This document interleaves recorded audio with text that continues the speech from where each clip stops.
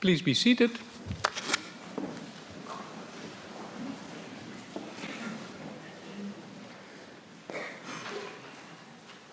First of all, I would like to welcome all of you graduates of the Professional Doctorate in Engineering program Software Technology. Also, I would like to welcome family, friends, colleagues and supervisors to this PDN Diploma Awards ceremony of the Eindhoven University of Technology, or briefly the TUE. Today we are proud to award 19 trainees from this technological designers programs their PDN diploma, a professional doctorate in engineering. Currently, there are 11 technological designers or PDN programs at the TUE, 4 at Delft University of Technology, and 4 at Twente University. The PDN programs have been around for more than 30 years, and today, TU Delft, University Twente, and the TUE have already trained more than 4,000 technological designers. The PDN programs have been created in close cooperation with industry. They respond to the current needs of the high-tech sector. We train the best young engineers. The selection of the trainees is tough. An important task for these engineers is innovation or knowledge valorization. How to best transfer knowledge into value. While pure researchers are driven by curiosity and want to understand or predict phenomena, the real engineers want to create value by means of the creation of new and innovative artifacts.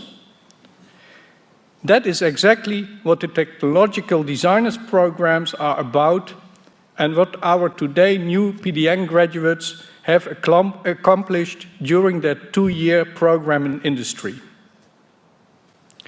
As of today, you may use the degree Professional Doctorate in Engineering, or PDN. The PDN degree gives these designers an important advantage in industry. The extra knowledge and experience these PDN candidates have acquired usually can only be gained after a number of years working in a company. We wish our new graduates a lot of success in their future careers. I also want to provide a special thank you to our partners in high-tech industry. The second-year design projects conducted by our PDN trainees are proposed by the high-tech industry, and it is the industry's urgent need for innovation and design engineers who are not afraid to go beyond boundaries of disciplines that provide our PDN trainees the opportunity to learn and earn during these challenged second-year design projects. Before the ceremony begins, first a brief explanation on the protocol. First, a supervisor from university or industry will provide a short introduction on the graduate, an abstract on their thesis, and will then hand over the diploma. Additionally, the graduate receives an alumni gift offered by the TUE, because as of today, these graduates are officially alumni of the Eindhoven University of Technology. The TUE wants to give her graduates an alumni gift that says, "Proud to be from the TUE." This gift, a clean-cut design tube for your PDN diploma, is inspired by the eye-catching right slash in the TUE logo. Once all of our graduates have received their diploma, the speakers and the graduates will have their picture taken. Afterwards, we will join you in the Voorhof while we conclude the ceremony with reception where drinks will be served and there is an opportunity to congratulate and socialize. I will now start with our first candidate, Anita Asprovkaska, who will be addressed by Cifuentes Costa.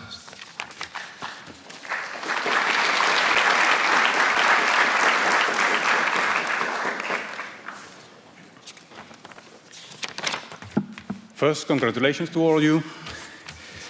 Software changes and evolves, it's its nature, and frequently a small detail grows into a full feature. Then it's necessary to take it aside, give it a space and a new structure to grow. On large systems like in ASML, architecture, structure, keeping the software sane is crucial to allow innovation. And taking care of small details is our business. And that's where Anita joined our efforts, to work on the new design, new architecture of a small detail growing into a full feature.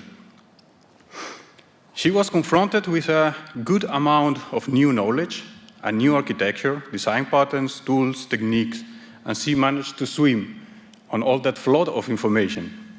From the beginning, she showed a very high organizational skills, took charge of the project structure, gathering the experts' knowledge, finding the stakeholders, setting the scope boundaries. At some point, she was more a project lead than a student.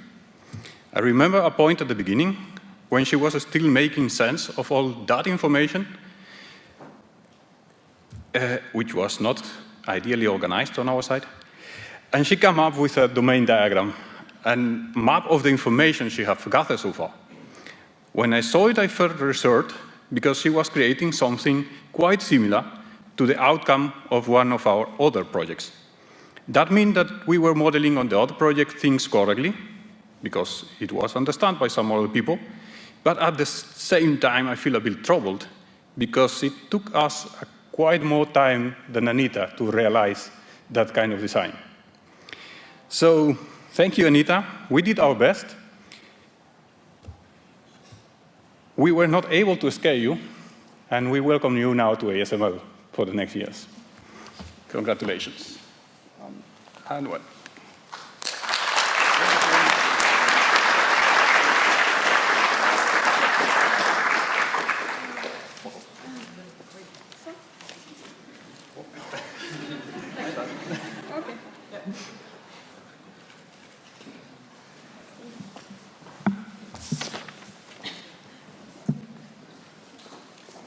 I call forward Solaya Ayele and will be addressed by Dr. Pfaffen.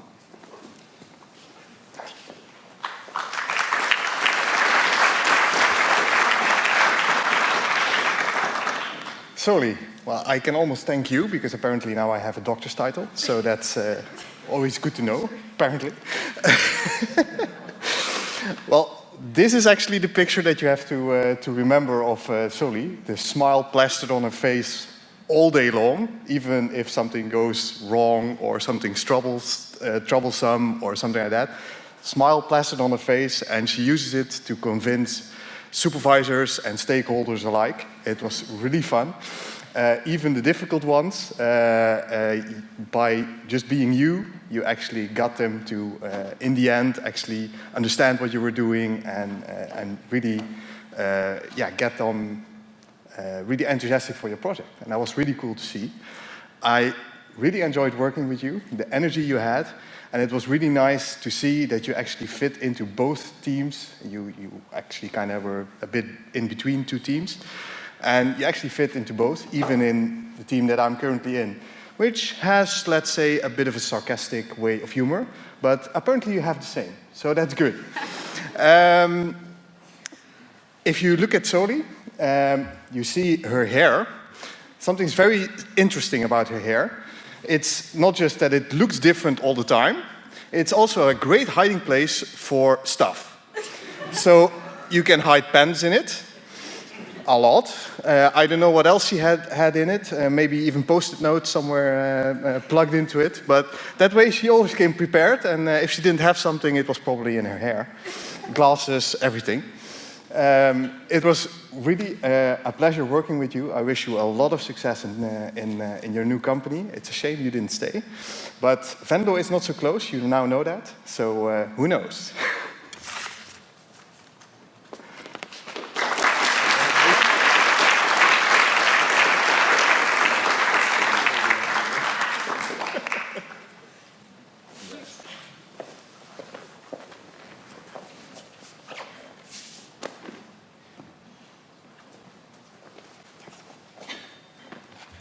Ms. Lavanya Balasubramanya, addressed by Ingenieur Van Heyen.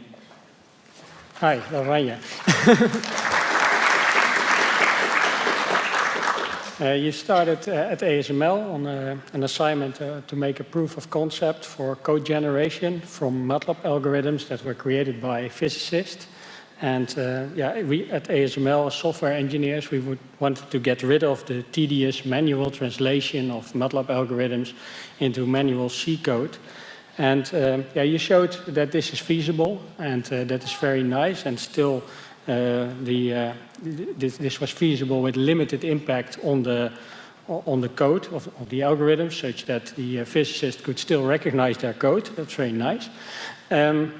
But yeah, that's not everything, because when code generation is there, then still this code needed a landing spot in the current ASML architecture, which has almost 30 years of legacy and is not always that well documented. And you had to struggle your way in to find out, how does this currently work? How is this built up? And how can you decouple control data and the algorithms such that you could insert the code that is generated. So this was challenging, but yeah, such an assignment for the PDN is supposed to be challenging. And you did everything yourself. You found the stakeholders, and that you did very well. And you left actually only a very difficult question for me. And that was, do you have some feedback on my presentation? And then I started thinking, is there any feedback I can give? There was a good storyline, there were clear slides, so I was thinking, and there was one thing. That was the speed of your presentations. This lady is Speedy Gonzalez when she presents. She can do 20 slides in 10 minutes. It's actually an art, but it makes the audience sometimes a bit flabbergasted. So yeah, we gave some feedback that maybe if you slow down a bit, then the audience can process all the information that you were throwing at them. And luckily in your final presentations you did, and you received a lot of compliments on that. So yeah, you did that very well. You organized also, you were also a very good organizer, organizing stakeholder meetings, work your way around a test setup which is not working well and that other people had to fix first. But yeah, so your most outstanding achievement was actually your planning and yeah, all in all, deliver all the planned activities in time, which is far from trivial in ASML. So yeah, I'm very happy actually that you will join ASML also in the team where you worked. So good luck with that starting in November. Yeah, and a lot of congratulations also with the high marks that you received. So I can.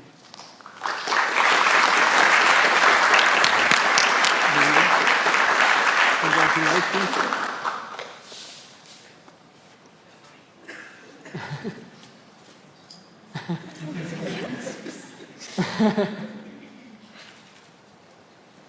Yeah, thank you.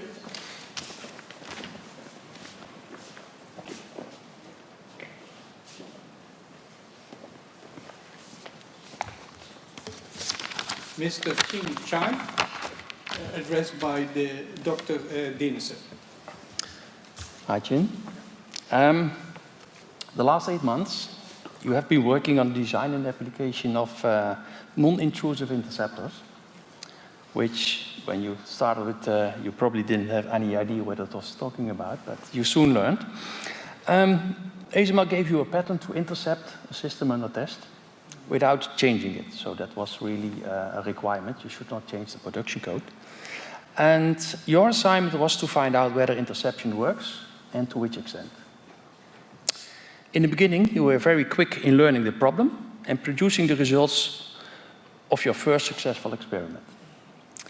Later on, more experiments were defined and also proved to be successful. However, the documentation was lagging behind. Because ASML was really interested in your findings, and your experiments even within ASML were not standard, it needed to be clearly documented. With some support, you got the documentation right. Your ASML internal presentation was well attended and resulted in interesting and good questions. In the meantime, you managed to travel within Europe and the USA to broaden your scope and also found a job at TomTom. Congratulations.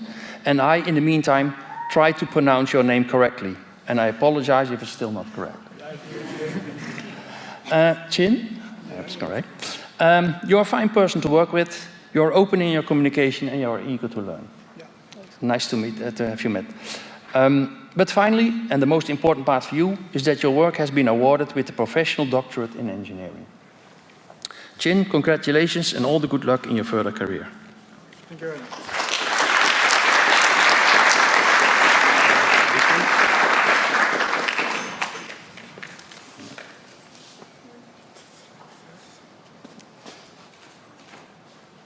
Thank you very much.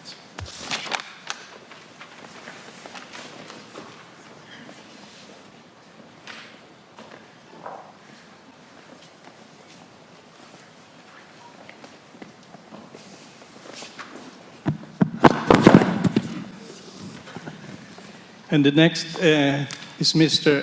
Wei Cheng Chen, addressed by Engineer Visser. Thank you. Wei Cheng, for the last 10 months, you've worked at Hendrik Genetics. And I believe that company requires a bit of explanation because it might be unknown. Hendrik Genetics is a multi-species animal breeding company. And our portfolio ranges from salmon to laying hens to nowadays even insects.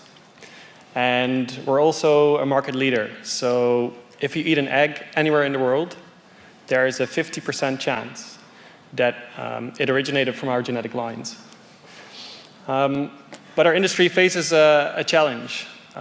In a recent report by McKinsey, they looked at the digitalization and the technology uptake of 25 industries. And agriculture, our industry, was ranked 25. So we have a big challenge, especially if you consider that our industry is responsible for feeding the world. We will be 10 billion people by 2050. So we need to become more efficient. We need to start making changes. And we started with Wei Cheng. Wei Cheng has looked at, he has built a production data platform for our laying hens. And a laying hen starts out as a fertilized egg, is then put in a setter, a hatcher, and is then transported by plane or truck to our customers. And during that whole process, there are lots of machines and systems that create data for this whole process. But all these systems are not standardized, and they are from different manufacturers. So it's really difficult to get an overview.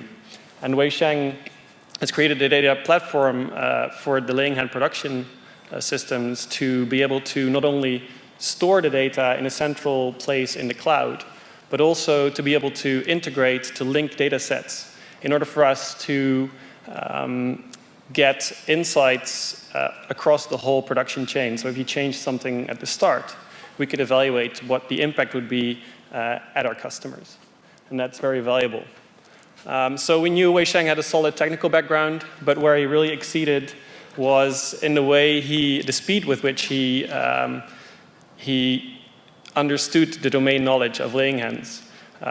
He was very proactive, and he was always talking to the right stakeholders to understand their needs, completely outside of his field, to understand their needs and to actually make sure the system, the production platform, had the right requirements.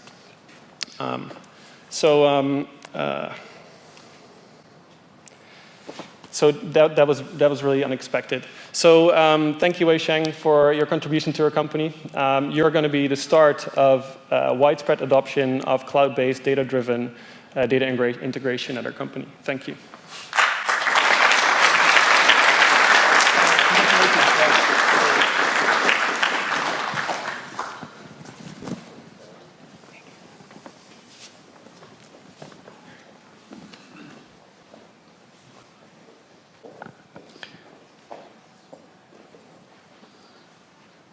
And Ms. Mungtuya Dashniam is addressed by Engineer Klabbers.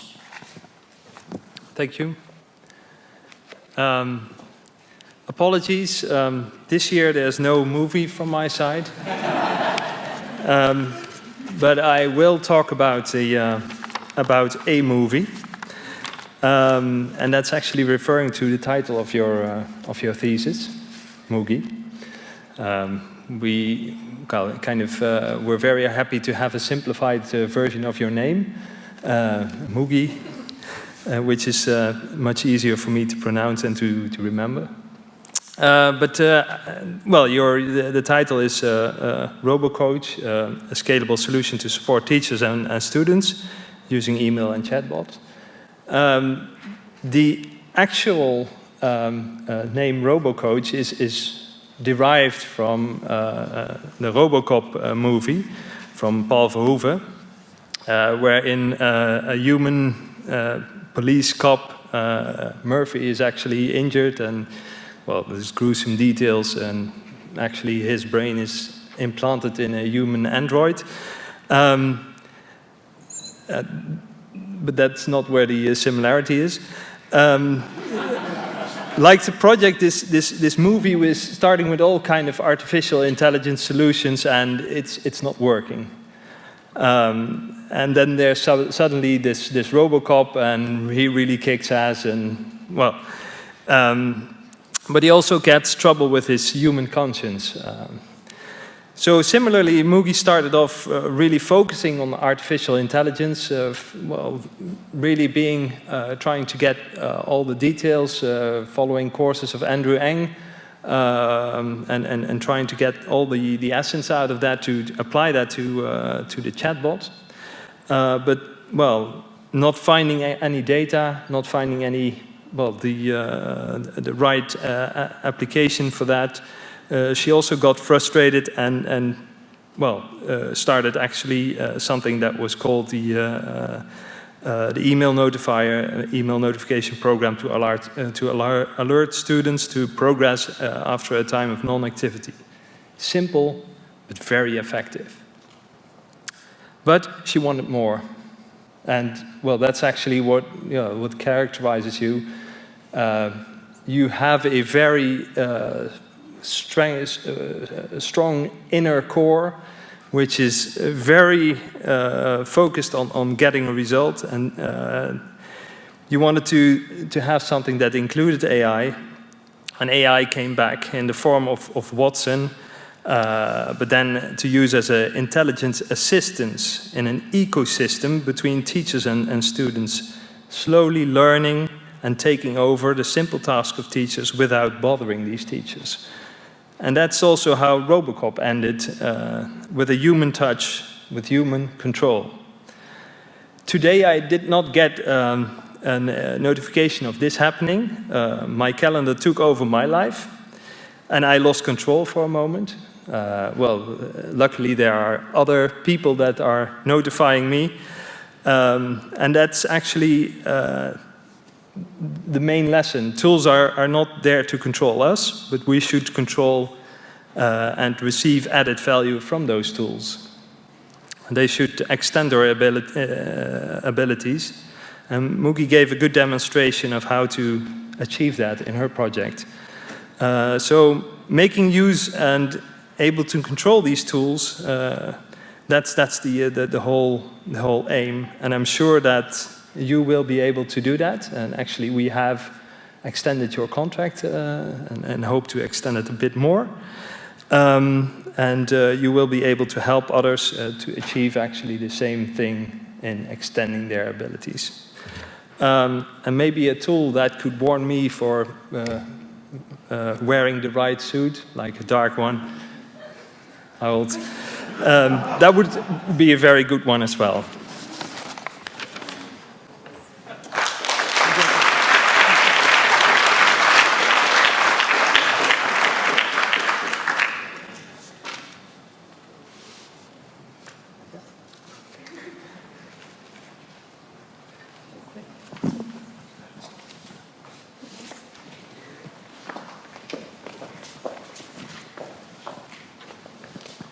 Next, Mrs. Bulgan Chimek and Taiwan will be addressed by Professor Jacob de Vlieg.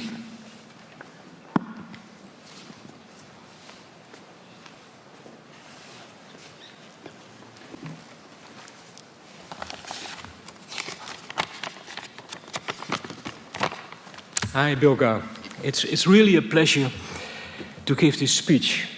And I'm giving this speech also on behalf of George Fletcher, who was also one of your supervisors. And maybe it's good to give some background about this topic, because it's actually new for this university. What we see is that the agricultural systems and food production systems are under pressure, and they are facing several major challenges, and that's about growing world population, climate change, and decrease of available arable land per person, and a lot of issues with energy and water and so on. And at the same time, the food production has to be increased by 70%, 70%, to feed 9 billion, maybe 10 billion people in 2050. So a lot of pressure. And moreover, that has to be done in a sustainable way. And that means that you have to reduce the environmental footprint. You're reducing the use of pesticides, for instance. And precision farming is one of the answers for solving this problem. In fact, it's about creating a bridge between traditional farming and high-tech. And high-tech can be robotics, it can be sensors based on photonics technologies developed here as well. It can be data, it can be about satellites.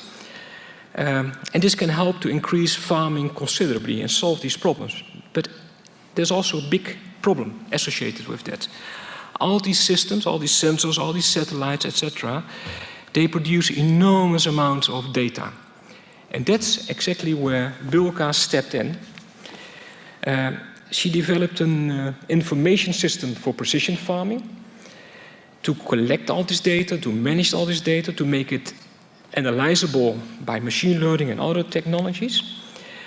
And this technology has a lot of interest, because already now CBS, Central Bureau of Statistics, scientists of CBS already using the system of Bilga. Wageningen University and Research are making use of it or want to have access to it. So she did a great job, and the reason was also that she developed a completely, let's say, a very modern software engineering architecture. But it's not only the reason that she did a great job technically. Bilga was also able to explain this data in a very good way. She gave a presentation on an event with more than 600 participants, and she did a great job on that. But there was also a lot of one-to-ones, and actually there was a queue, a waiting list to talk to Bilga. From companies, from universities, from Radboud University, all wanted to talk to Bilga. It was so bad that we had to bring some food during lunchtime, because otherwise she would have fallen down. And she was not able to come there, to go to the food.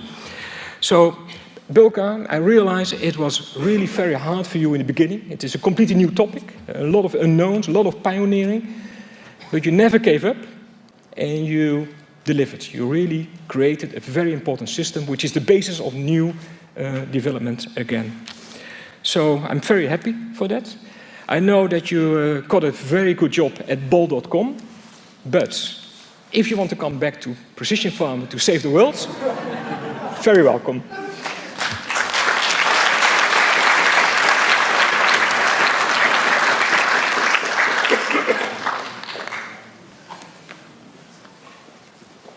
Congratulations. Well done. Let's do this like this.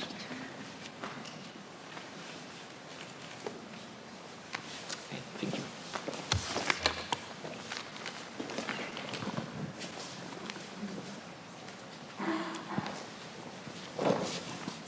Mr. Dimtro Kondrasov will be addressed by Dr. Potukček. Good afternoon to everybody, and to especially. First, I have to apologize for Remco Schumacher, who was the supervisor for you. And because he had to leave yesterday, so I'm replacement for him, pure replacement. We know that the computers are in software engineering influencing our life in many areas, and especially in the research area which our company is dealing with. in electron microscopy. And Dima's project was especially assigned for this area. That project was really experimental and research-oriented in order to bring the latest technologies related even to AI down to the electron microscope in order that we can evaluate the benefits and, of course, the negatives of such functionality on the microscopes. In that way, he had to cross his narrow knowledge about the software engineering and start to get the knowledge even about some other domains like electron microscopy, cloud computing, the brain structures, the interpretation of the semantic terms, building the knowledge of the brain based on the statistical investigation of the structures, and so on. And I have to say, he did it in a very well and structured way. And the result of his project was prototype of something which we called intelligent microscope, which now allows even some non-experienced people to control the microscope, get the images, and get even some deep internal knowledge about the brain samples which they can put in. So maybe that project was relatively small one on the way to build the intelligent, knowing everything electron microscopy, but it was definitely quite significant step in our company towards building the systems which can help the users and can communicate in a more natural way. In that way, I would like to thank you for all the good work which you did, congratulate you with the finalizing your study, and best wishes for your new assignments. Thank you.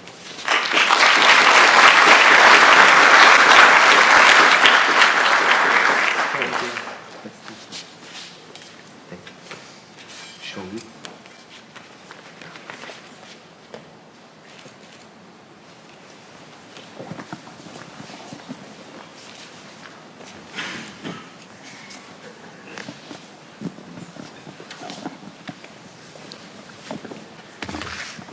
Next, Mr. Pericles Kirtis will be addressed by Mr. Montemayor. Okay. I would like to take a little bit of time to, since it's probably the first time that Valeo is written and shown in the university, so just to give a bit of context so that I can really highlight what Pericles did for us in Valeo. Valeo is an automotive supplier. We have more than 110,000 employees all over the world. And in Bietigheim-Bissingen, next to Stuttgart, we have an R&D center for advanced driving assistance systems, where we make market-leading sensors such as laser scanner, radars, ultrasonics, and in the case of where Pericles joined us, in front camera department, where I also work. The main thing in developing our front camera is, as we need to do it for every OEM that we work for, is that we have to develop different tool chains. And the tool chains need to help us validate all across our V-cycle. So starting from software-in-the-loop tools that need to simulate what our camera sees in the road and allows us to validate what our software implementation has, all the way to recording tools that we need to install on cars and use to drive around the world and collect hundreds of thousands of kilometers of data, as well as then hardware-in-the-loop tools that allows us to replay what we have already recorded and use it to either debug, investigate, or confirm whether we have fixed the problems that we have faced. And also replay tools that we can really use, that we can test and work as fast as possible, since the automotive industry doesn't wait. Usually the timelines get shorter, the demands get higher, and it creates a lot of problems. These tools need to be compatible with one another. They need to be robust to work on the harshest conditions, but they also need to be flexible enough that we can adapt them to our different customer, to the different needs that we have. And this is where it gets very difficult. Still, in our front camera department, and because of the increasing business we have had in the last few years, we were forced to develop tools in parallel. We didn't have enough time to develop, let's say, single solution for our validation tools because we had projects running at the same time. We had conflicting requirements, and we just had to, at the time, just divide our teams and develop the tools in parallel and just live with that. Of course, at the time, this worked because we could keep our projects running, but in the long-term solution, we cannot keep doing that. Otherwise, we just keep reinventing the wheel every time we have a new project, and of course, that's not sustainable. So that was a big problem we were facing, but okay, in the case of Pericles, it created an opportunity for him. So the question which Pericles had to answer was very simply stated. So what should be the tool we use? What should be the solution we can use that can be flexible enough for us to implement it, that we can still play with it and adapt it for the conflicting requirements we sometimes get for different car makers, and that we can use it on our newer projects, and also that we can keep using it and evolve it to the future. As I said, it's easier said, just tell us what is the best, but to answer it, it was not simple. Pericles, or Peri, he had to show, and he did, extraordinary communication, listening, and analytical skills, because he had to gather a lot of information which we have in our teams, which are spread. We have teams spread over 5 different countries, 3 different continents, people from different backgrounds, people from different cultures, which is, it takes a lot of skill to be able to gather the right information, to not antagonize people, and you need to take into account that these are people that are currently working on production projects, so it's not that they are just waiting for the phone to ring. You need to persuade them, you need to talk to them, you have to insist, you have to get the information out of it. Even myself, I have a hard time doing that. But he managed to do this. He managed to collect information from all our toolchains, which is something that nobody before in Valeo managed to do. And not only he did that, but then he did the requirements analysis for what the toolchains should do. And also using, let's say, the best practices and the best lessons learned we've had, he came up with an architecture proposal for how our toolchain should look like. This architecture proposal is now, let's say, to be piloted in one of our newer development projects, which for me, I think it's the most important. I think the biggest value that you can have as being a PDN graduate is to know that what you build in your final project is actually going to be used. You know, that is not just going to be taken, put in a drawer, and you know, maybe someday we might look at it again. But actually, for me, one of the requirements when getting Peri and getting Grace is that what they make, it should be something we can use. Otherwise, what's the point? So I'm very happy to hear that from his learnings, we are actually putting them in use in our production projects. That means they are going to impact our customers and what we do on a day-to-day work, which I think it's the most valuable part. Also, to mention one of the last achievements he also made for our hardware in the loop system, the user interface and the pipes library implementation, which is also going to be part of this pilot project, which we will have, which I think it's quite good. Of course, there's still a lot of work to be done, and the work will continue. So I think that explains a bit how complex the challenges that Pericles had to face were.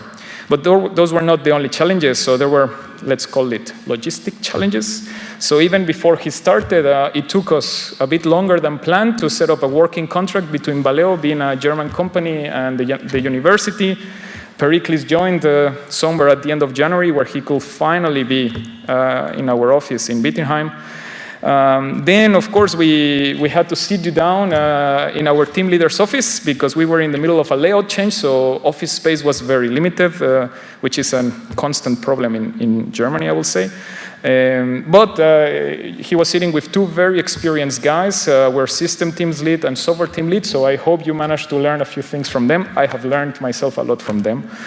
And lastly, I want to apologize that some of our colleagues in Czech Republic confused your email, and they were calling you TUE for quite some time. Because in the email addresses in Valeo, usually the first part you find on the email address is the first name. But for Pericles and Grace, the first part was TUE, then dot, the name, and then dot, the last name. And they didn't know that, and I think you were too polite to correct them at the beginning. Yeah, sorry about that. But I want to thank you for your time, for your patience, and your hard work. And I can say that in front camera, we were very happy to have you with us. Please keep developing your communication, your analytical, and your programming skills, and I have no doubt that you will succeed in any business, whether that is in Valeo, which we will see in the next weeks, or somewhere else.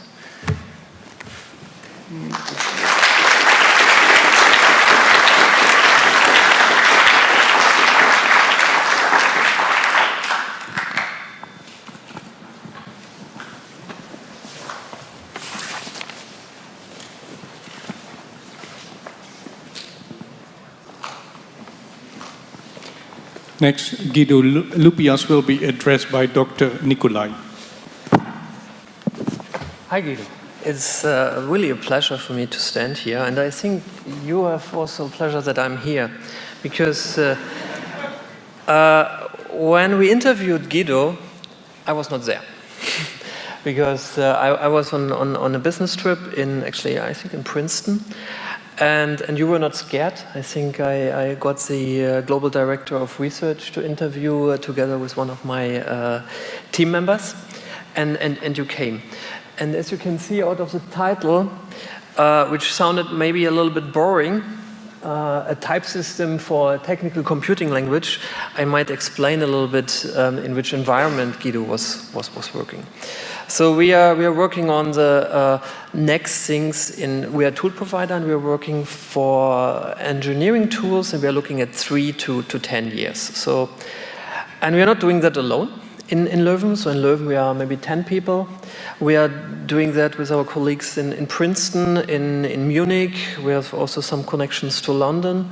So, and that was a constant challenge, because this project is meant to be, you're designing something, you're creating an architecture, and then you are developing it. And I think one of the biggest challenges you had there were 20 people or so constantly developing researchers the code forward, and Guido needed to fix somehow the type system that it works. And you managed that, and I'm really, really happy about that. Also, the process of the PDANG program was interesting, because for my group it was the first time that we did that. And you insisted also on the process, and that's good, because we learned also something. And also, like the last speaker said, it's an international environment, and you try to get requirements, and you conducted a user study. So you had to organize, I don't know, 20 to 30 interviews all over the world, which is also not so easy to convince them, but you manage. So, and we got a lot of insight, which we were not actually expecting. We thought, okay, its type system should be easy, it's solved. I learned that it's not solved. That's also good. We hopefully work further on that. So I'm thanking you a lot of that. Everyone had some private story. I'm trying to remember some private stories, but maybe I will not tell any private story here. It's not necessary. That's that's good. But maybe a more professional story. What I really liked, that you were not only focused on your task, which is obviously where you get your marks from, but you also went up to the other people, to the students which we have, and helped them, and that was really, really positive. We offered you a position, but you wanted to go back to Eindhoven, unfortunately. But Leuven is close, so if you ever want to come back, we have chocolate, we have beer, and we have fries. So then please be welcome. So thanks a lot.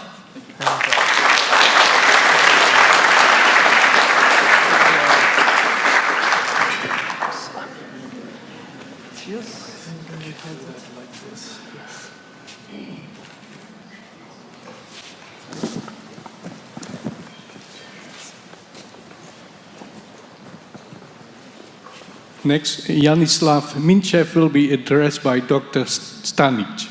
Thank you. Thank you, Janislav. Hi all. So the first TwinScan software has been implemented around the beginning of this century, and since then it has been often required to deliver new functionalities as well as the fixes on the existing code base while maintaining the compatibility with the systems that are already in the field.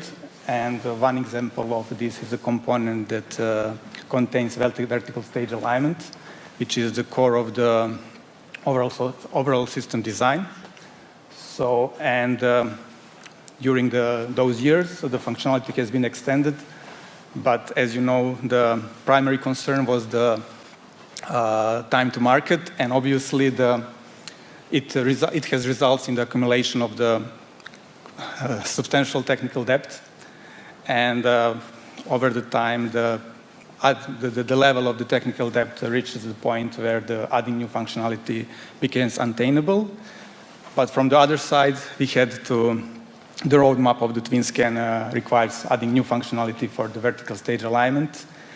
And we decided to create the new component where we will just add the most recent version of the vertical stage alignment functionality. And that's the reason why this project is created and why we met Janislav. And to make your life even more difficult, we had additional requirement that the new implementation should be consistent with the new metrology reference architecture adopted by SML, which is founded on the separation of concerns between data, control, and algorithm, also known as DCA architecture. So when you arrive to our company, you manage to grasp fast concepts such as DCA architectural patterns, model-driven engineering approaches, and tooling being deployed. And also you had to gain the physics and maths domain knowledge that was underlying the new design. But there was a lot of things to learn in the short period, but you did it quickly, so you managed successfully to create a foundation for one of our sensors to execute vertical measurements by implementing a number of algorithms. In particular, one of the major improvements over the existing functionality is the algorithm that determines the presence of the water droplets on the measure plates. And you did really nice. On top of that, you managed to prepare everything for integration of the developed algorithms to the new software, to the TwinScan software by determining the segments of the domain data model that is used by algorithms. So you did a really nice job, and your work will be used as a baseline for implementation of vertical stage alignment for the future TwinScan platforms. So I consider that this collaboration is very, very fruitful for our side, and I thank you a lot for your work, and I congratulate you.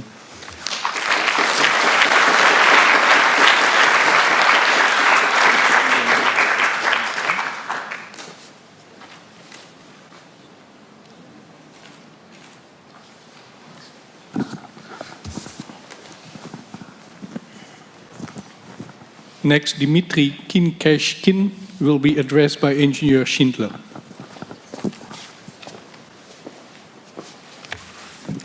So first, a little bit about Dimitri's project. So the idea of the name of the project is the Embedded Software Modeling Environment, is to show that our models at the embedded software department can be interfaced with, in our highly multidisciplinary design environment, with the other disciplines, such as mechanics, electronics, physics and chemistry. And I think that Dimitri, by putting a number of convincing demonstrators, has shown that this is not only possible, but actually quite doable. Now for you personally, Dima, the first time when we had your application interview, I already saw that I came to the conclusions that you are quite inquisitive and that you know what you want. And you can understand many complex concepts from different domains, and you can integrate them, and you can solve a lot of technical problems quickly. Even when you have non-technical challenges, such as a very serious illness or getting your first baby, which is really very nice and splendid, but quite demanding, of course. An interesting property of you is that you are not only reliable, showing actually in each progress meeting, making clear agreements, keeping to them, but that you can actually keep your supervisors also to your agreements. Sometimes you're a bit over-enthusiastic. One example would be where you actually sent an email to all the supervisors saying, well, you have to attend, you must attend this and that event, whereupon one of the supervisors immediately answered, my dear Dimitri, I hope you actually mean you are invited to attend this event. You also demonstrated that you are a really good tester, because you were able to crash the JetBrains IDE, the JetBrains MPS IDE, during your final demo of all the times. And you very surprisingly exclaimed that, that's interesting, I have tested it this morning and it worked. And by the way, in all the 10 months that I've worked on this IDE, this never happened. But all the jokes aside, I can speak for all the supervisors that we can say we really liked working together with you on this project, where you delivered some really useful results that we will take up with the OC embedded departments and carry them on. Also, I think you really made huge steps in your personal development, in your professional development, where you came to an attitude of I'm completely in control of my project, mostly. Luckily, we will be seeing each other more, especially during the OT lunches, as you will now start working for OC. Unfortunately for us, you like cloud and web kind of things more, so the system software colleagues have snatched you away from us, but I will know where to find you. So, Dima, thank you very much for your big contribution, and I wish you a lot of success with your new job, where you will be carrying your new, well-earned title of PD-Eng.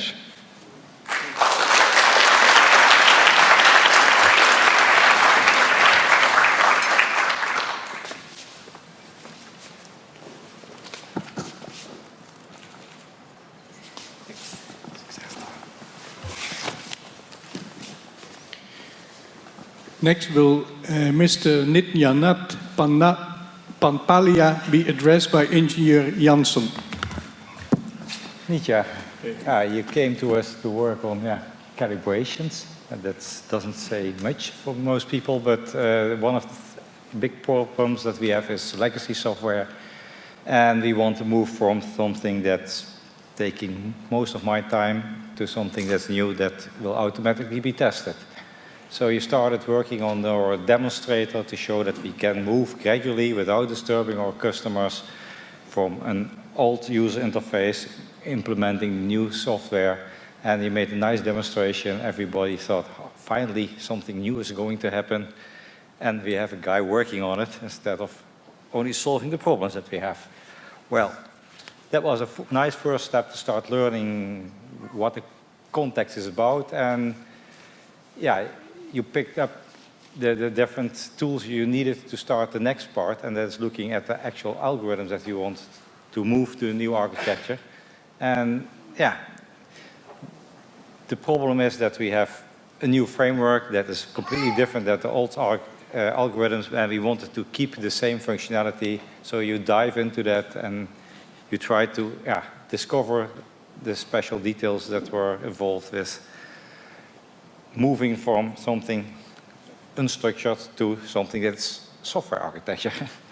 So we did a nice number of whiteboard sessions, involved the surrounding teams around us, and I think he came up with a brilliant new starting point that will be used in different applications, actually, not only where we started from. And yeah, you did it in an iterative way, and we were very happy that you tried to do it in a test-driven design approach, because we believe that this would be the new way for us to start working on stuff. And yeah, you showed that it is really possible, and you could even manage the changes that were made underneath you and keep proving that the things you designed were still working, although you had to refactor the stuff. Well, actually, in the end, we got a nice demo of your algorithm that you already implemented, and we believe that this is a nice starting point, and we enjoyed working with you in the team, and I think that is what we also try to do, is always see that everybody feels on his place, and you really were showing that you are proactive, approaching people when you needed knowledge, working together and contributing to the team, so we really appreciate that. And yeah, in the end, I want to thank you for the work you did and welcome you to our team when you start in November. And we are happy to continue the work that you have, because it's pretty valuable for us. And yeah, thank you.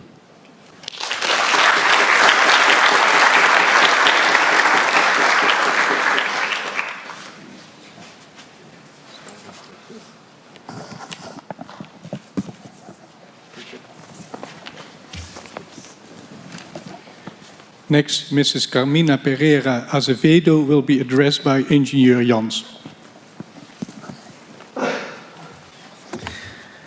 So in the next few minutes, we will learn that First impressions are not reliable results for expectations. Daring to dream is the key to success. In risk management, the most obvious risks are often forgotten. The water is not always as fresh as it seems. And oh yeah, there's also some story on a crappy car. Carmina, you were the first candidate that I interviewed for the data quality project at OC. We met each other in the reception hall, and you took already then good care to be well prepared to make a good first impression. You know, you look good, you dressed well, you radiate an atmosphere of being well organized and serious. And in the interview, you showed ambition. You gave already some first smart reasoning, and you mentioned that you were interested in data science. So early this year, my colleague Tim and I joined you in your journey at OC with really high expectations, that you, being so organized and ambitious and smart, would solve all our problems with the data quality. Well, we should have known better, because there you came in your Portuguese car that was a bit less well prepared than you. In fact, Carlos was afraid to carpool with you because of a broken front window. And Solori, I could not travel with you because of a broken safety belt, I think. And at some occasion at work, I remember that your car was broken again and you went searching with some colleagues for some tools to fix it. Now, looking back at the start of the project, I remember that you created this really huge list of risks. And I wonder, when I look back now, why you forgot to put your car on that list. As I said already, in risk management, the most obvious risks are often forgotten. You fitted very well in the team, and you joined us in some team activities. And I admired you really for your guts when you chose a machine learning approach for your project because of the really uncertain outcome. Every possibility begins with the courage to dream. And you took us with you in following that dream and made us part of your plan. And now, instead of getting a solution from you, we end up in learning a lot about machine learning and having even more work than we had before because of the many follow-up questions. Indeed, first impressions are not reliable indicators of results. But the funny thing is that this way we actually got much more from you than we expected. And we are happy with the results, and your dream has become ours too. You showed us that daring to dream is the key to success. In the next phase of your life, you pictured that you wanted to live close in a city close to the water. And we tried to show you how Eindhoven and Venlo fit quite well in that picture, but you favored Rotterdam. I find that difficult to understand. You know, Venlo and Rotterdam are both at the river, but the water in Rotterdam is not as fresh as it seems, as it actually flows from Venlo towards the sea. Maybe Rotterdam looks more like Lisbon, and it feels as a compromise towards your family, who I'm sure would have loved to have you back in Portugal, as you shared with me that they shared some local job offers with you. Carmina, this must be a very proud moment for you, and it also is for me. Chasing a dream requires your efforts and passion, and the hard work is now not over when you graduated. It is just a break as you enter the next step of your career. You will have a slightly extended break with your family in Portugal until January, and then continue your career in Rotterdam. Good luck and congratulations, and I hope to see you again in some future.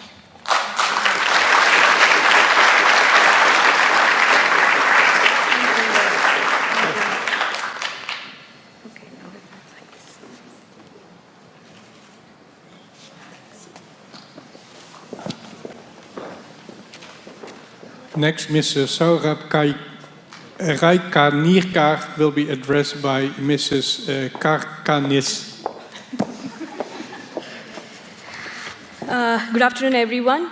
First of all, congratulations to all PDN, and double congratulations to Saurabh because he is having his birthday today. So happy birthday. So instead of reciting your birthday song for you, I'm going to read a 4-minute graduation speech with some amazing gifts over here. So you've been working on designing the CITS architecture and services for North Brabant. So let me give you a little bit context of this project. We all know that year by year, vehicles on the roads increasing significantly. In fact, in Netherlands itself only, there are more cyclists than the vehicle drivers. Now, with all these vehicles, cyclists, pedestrians, etc., significant accidents and failures are also increasing. So with all these challenges laying ahead of us, how we can create a smart city by improving road safety, traffic efficiency, comfort of driving, by helping the driver to navigate properly with the right decisions, etc. And with all this, EU has taken an initiative through C-Mobile project to address these concerns. It's a large-scale demonstration project involving 37 partners, including TUE as one of it, spanning from 2017 to 2020. Among this, North Brabant is one of the region which is currently looking into safety-related concerns for cyclists, pedestrians, seamless traffic, etc., for which you were assigned to design the system-level architecture and demonstrating one of the safety service.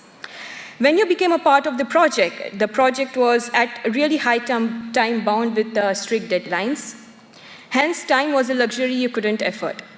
The challenge had just begun for you, but you were quite impressive in grasping and learning the CITS domain very quickly.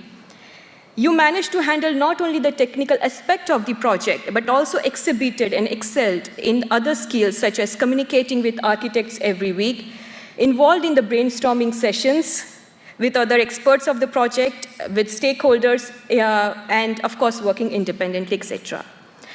Your contributions to this project were quite significant. First, the system-level architecture results were already published by European Union. Second, demonstration on one of the safety service at the Helmond pilot site. And as you are aware, these results are already considered and will be extended further to improvise the CITS safety in North Brabant and other European cities, regions. Third, your involvement in project meetings across different countries and in Europe, because of course we were having a lot of meetings across all the cities. And especially for the ITS World Congress 2018 in Copenhagen, I remember during this event you were supposed to be fully focused on writing your report, but still you willingly agreed to be available for this event, and you maintain your high energy level during this demonstration. I really appreciate it, and keep up that zinc in future also. Last but not the least, I'm really glad that you were one of the part of the author for CITS reference architecture, along with me and Professor Mark van den Brand, which was been published by IEEE in 2018.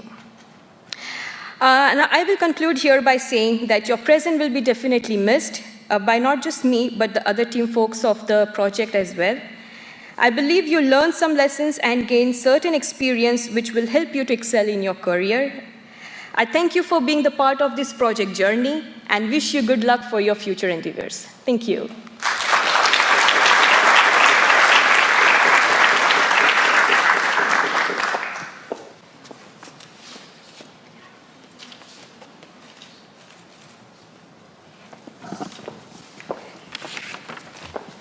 Next, Mr. Puya Samadika will be addressed by Mr.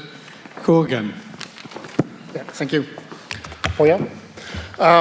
In the last months, Poya was working in the systems departments of Home System Signify. This team is responsible to de-risk, prepare, and design, together with the development teams, features and functionality for our EU system. And one of the important aspects of the success of the EU system is our open API.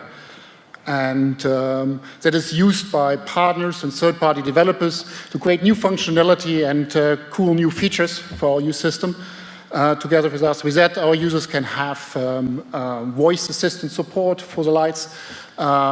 We have integrations with other home automation system, IoT systems, and we have hundreds of developers creating cool new applications for our system. For example, you can, if you only use system, next week is Halloween, so you can use one of these apps to scare your family at home by setting scary light effects. It's a great API, but it has unfortunately a few shortcomings. And one hand, it's the usability. It's not so easy to integrate for our partners.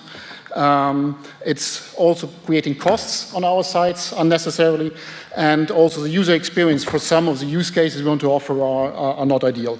And a solution for that is eventing in the use system, and that's a topic we wanted to start working on in the end of this year and release next year. And Poya turned up and accepted a challenge to look at that, prepare this feature for us, and he came really well prepared in the interview, already showing us the kind of technical options we have, what kind of routes we need to take. And this preparation was actually really necessary because as life goes, priority changes. We are in a very agile business, and that turned out that that project was actually one of the most important development projects this year. That we have to release something much, much earlier, which turns the project into a large project with a large team, with internal and external stakeholders, with quite conflicting requirements, and short and tight deadlines. And but it's always great to see if what you've done is coming to life. And we already put the first steps of the improvements live in the field. We already released that a month ago. And you, Poya, did a great job in helping us preparing that. And your contribution was very, very important to get the right choices in place. But even with that madness of that big development project, you still managed to get your own little part of it, your own little piece of the puzzle, which is for us preparing the next steps, what is coming next on after we've made these first releases. And thanks, Poya, for your contribution. Wish you all success in your coming career. And congratulations.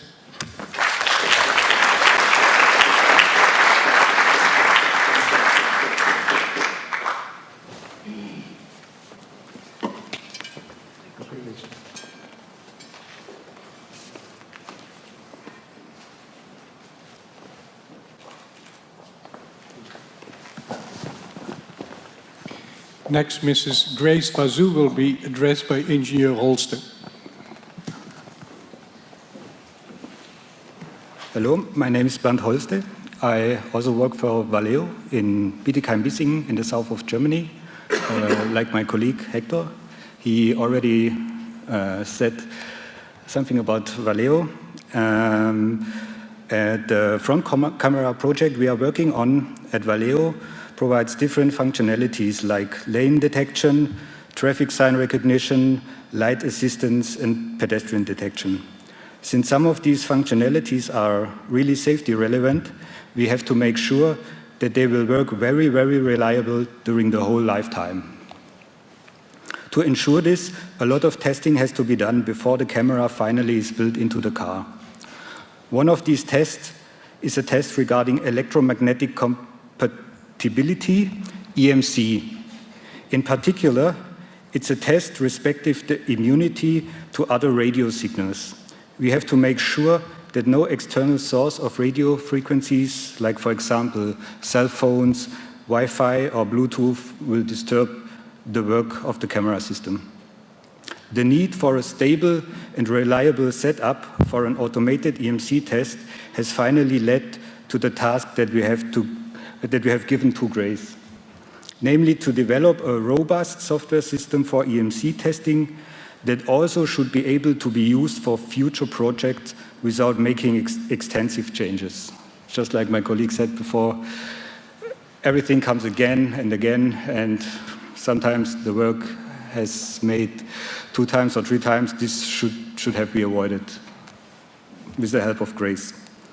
And Grace has reached that goal and has designed and built a new system for us that we now can use for EMC testing of our front camera systems. She was able to demonstrate and verify her results in an EMC test setup that we have created for her and is very similar to the one that is used in our EMC lab. In addition, she also has created a guideline for us that describes what has to be changed in order to adapt the system to the needs of a new customer project. So we don't have to invent the wheel again and again.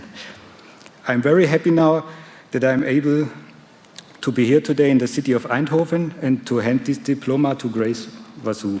Congratulations to you, Grace, and also congratulations to all the other graduates. I hope all of you will use your acquired skills for building new technologies that will make life better for all of us. Thank you.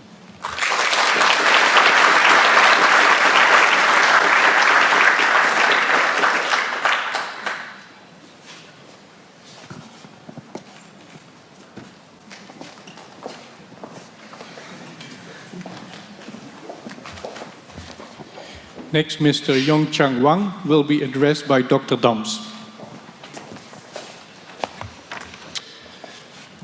Yongchao. Oh, now I can read it, yeah.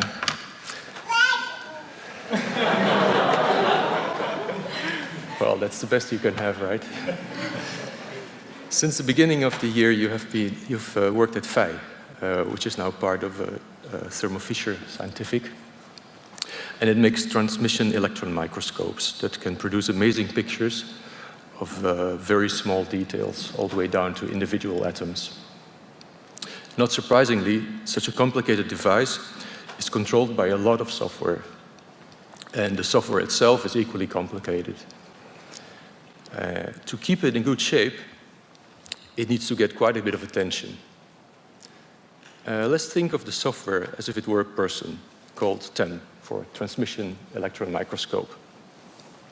For about 10 months, you helped to care for TEM.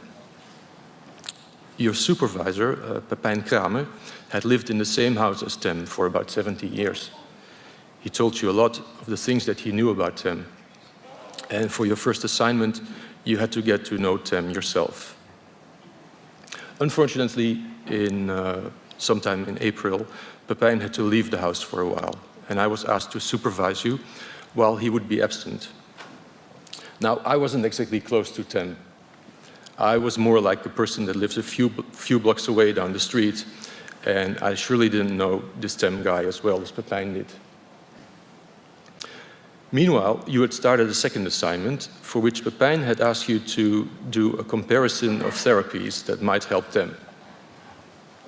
You conducted some research into promising medications, and based on your findings, you chose one medicine and tried it out. TEM responded well, but the medicine didn't completely cure him.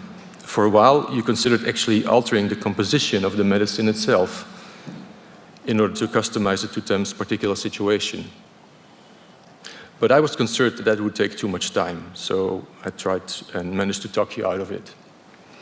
Instead, I suggested a third assignment. And the suggested approach was to take pictures of TEM, showing what he actually looks like, and to put those pictures alongside sketches of what we wanted him to look instead. Now, that might actually be go quite a bit too far if we were talking about a real person, but luckily TEM is a piece of software. However, the results of this picture comparison were still quite confronting. And actually, the good thing is that they show more precisely which direction to take in setting up our next improvement program for TEM. So we're going to start our next project based on the results of what you have achieved. Yongchao, I think you agree with me if I say that it hasn't been easy working in such a dynamic environment on a number of quite open-ended assignments.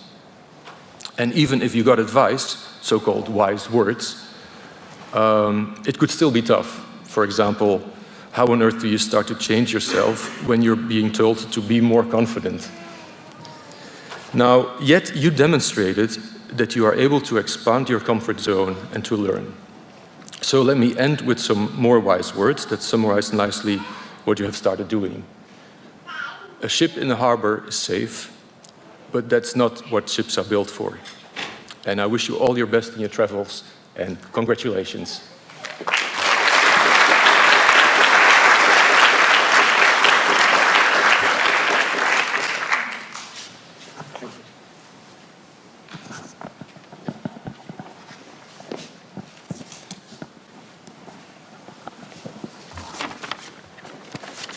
And finally, Mr. Berihun Fekade Imam will be addressed by Mr. EU Mas. Hello, everyone. I know that you are waiting for the reception. I will keep it short, don't worry. Berihun, but I will refer you with your Dutch name, Barry. In past 10 months, you work on creating a domain-specific language for the check exchange sequence. It's in the heart of our machines. And your task was to develop and actually enhance an existing tool to support a code generation and also support timing analysis and also validation using this timing analysis.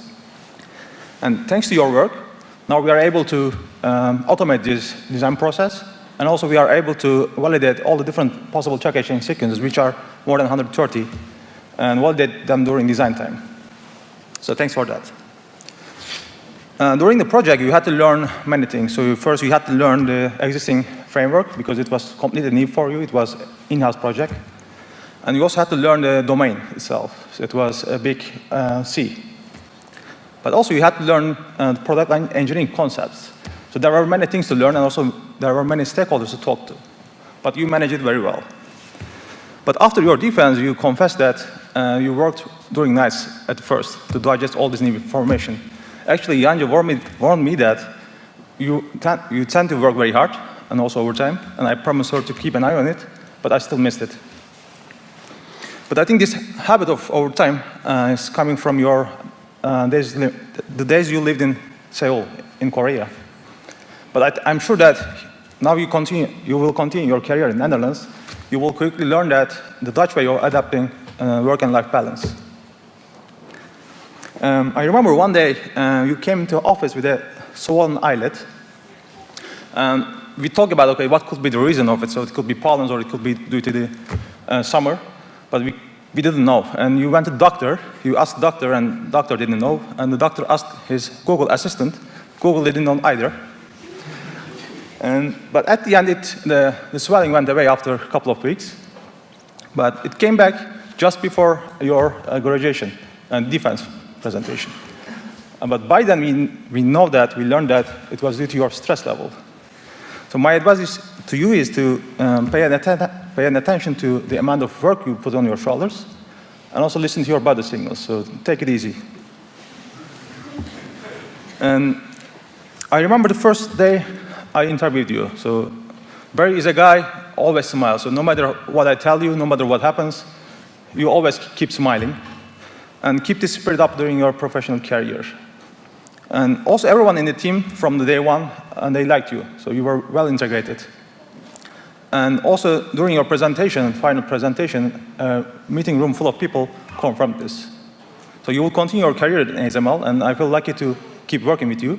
Congratulations, and I wish you the best of luck during your journey.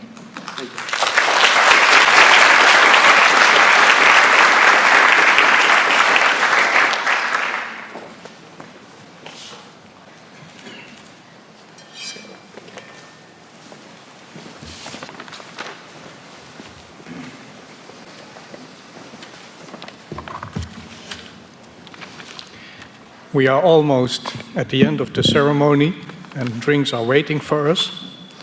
But first, dear graduates, first of all, congratulations with your graduation.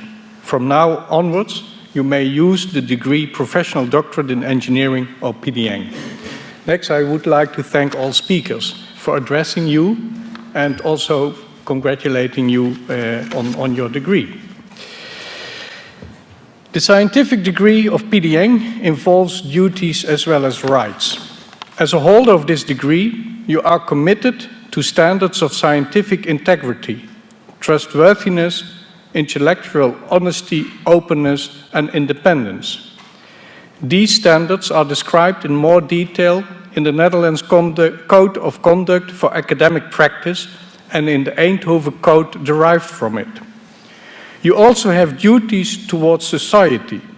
You must be clear about the boundaries of your own expertise, and you must communicate honestly and independently about the results of your work, including potential risks associated with it. You are committed to the ethical codes for research and design involving human subjects or animals. We wish you all the best and a promising career in industry. High-tech companies, especially in this region, are in great need of technological designers with the skills you have acquired over the last 2 years. Hence, opportunities that lay ahead will be endless. To conclude this ceremony, here are a few directions for the closure of this ceremony. First of all speakers and graduates will leave the Blauwe Zaal at that side of the auditorium to have their picture taken. Once graduates and speakers have left the Blauwe Zaal, you may exit the Blauwe Zaal at the Voorhof side, which is that side, where drinks are being served. We will join you as soon as possible when the picture is taken, and then speakers will have the opportunity to congratulate the graduates at the reception in the Voorhof. I hereby close the meeting.